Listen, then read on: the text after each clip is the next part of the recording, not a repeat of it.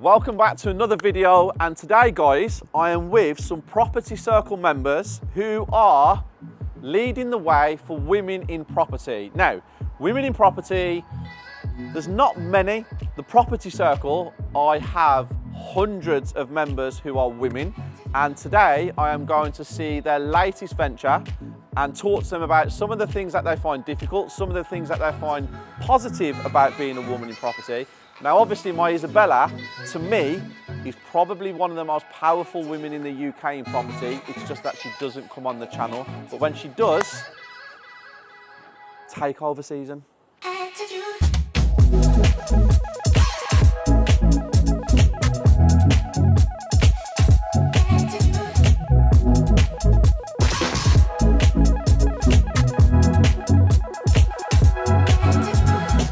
Today I am with Olivia and Afra, who are Property Circle members, and today's video is a little bit different because women in property there isn't many of, or there might be, but they're not out there on social media. So guys, thank you for joining us today. We're sitting in your property. Explain what it is, why you bought it, and yeah, what you use it for. So we bought it on auction and we completely renovated it, and we've now listed it on Airbnb. Okay, why Airbnb? What was the reason? It's a good area for Airbnb, really. We're close to town, we're close to Media City, close to football grounds. The hospital, which is just down the road, it's like a 5-minute walk. So we thought, well, we'll trial it on that because you can make much more money than renting it, especially with the interest rates at the moment. Yeah. So we did, and it's going well so far. So you know, when you bought this, you said you bought it at auction. Mm-hmm. Did you have all of that thought process then, like with the hospitals and Media City and everything? Did that come into your mind? No, I don't think we necessarily did. I think we just saw a good deal. And it's close to where we live, so we were just able to book a viewing for it. Came lots of solid potential.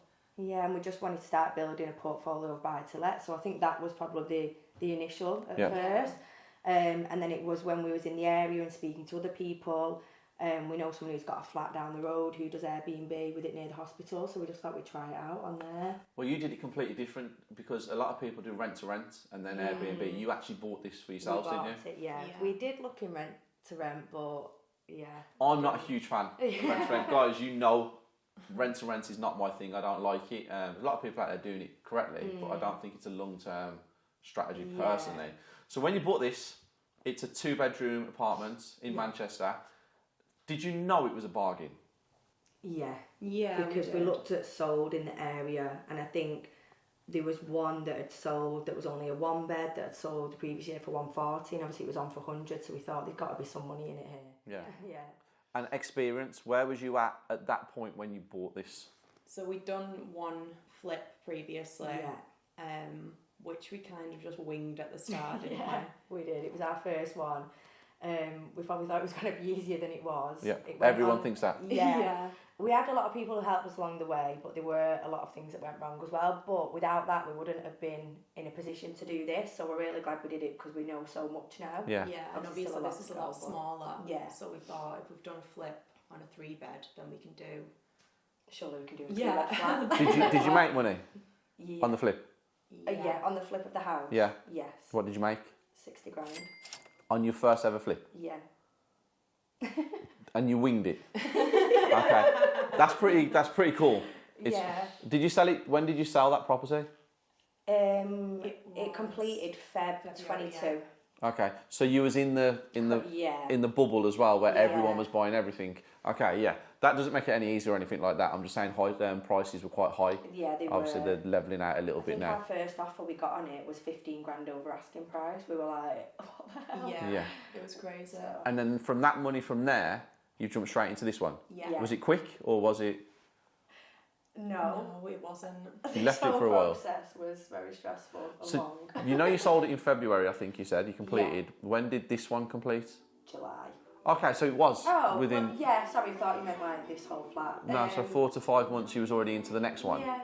Okay, and then how long did this take to renovate? Because the renovation here, and I talked about this off camera to you, is seriously high. It's done to a really good standard, isn't it? There's been a whole lot of trying, whole lot of crying, whole lot of telling me I should be dying to be like you, but I don't wanna be like you. There's been a whole lot of trying, whole lot of crying, whole lot of telling me I should be dying to be like you, but I don't wanna be like you. 'Cause could do better. I could do better. I could do better than that. And you should know better. You should know better. You should know better than that. Okay, so very important part of the whole video, women in property. We have at the Property Circle a lot of members who are women. Well, you've probably seen that because you two are members. Yeah. We probably have more women members than any other education network in the UK because it is a male-dominated field. How do you find it personally, being in the industry as women? So we have tradespeople, as in tradesmen usually, and contractors and stuff like that. And then obviously you have other bits and pieces where you're going out to buy materials and you're doing certain things. Do you feel any type of way about it, or is there anything that happens where you think, oh, well, that wouldn't happen if I was a man? I think it depends on the type of person. We've come across so many tradesmen that have been really like supportive of what we're doing and like think it's amazing that we want to get into property, but then we've also met some people that quite patronising. Yeah, patronising. Okay. Especially the first one that we did. Not so much the second one because we knew what we was talking about, but in the first one because there were times where we might have not known the right words to use or like just not really known what was going on in a lot of it.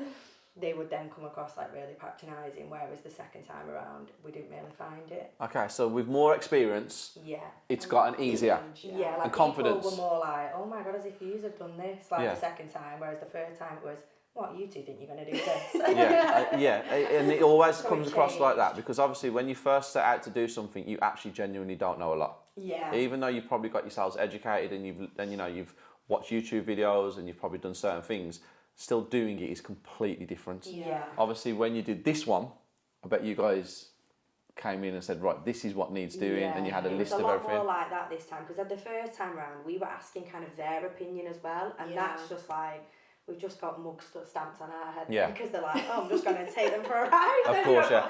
And you know something, that's not just being a woman in property, that's just being new. Yeah. So we see lots of Circle members that are being taken for a ride all the time. The prices that are coming back. We had one the other day, TT was running through one on a house that we paid 140 grand for a member that we sourced, and his renovation was 127,000. Wow. Could have rebuilt the house and done it again. So that's nothing to do with that side of things. That's just people taking inexperienced people for a ride. Do you enjoy it? Yes, love it.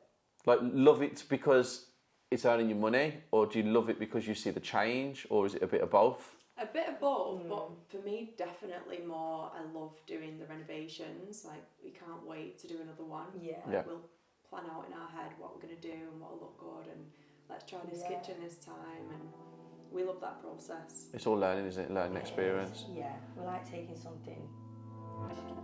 You can say whatever you want to say on this channel to an extent, that is. But yeah, you can swear. No, you can swear. You can swear. We like taking something shit and making it beautiful.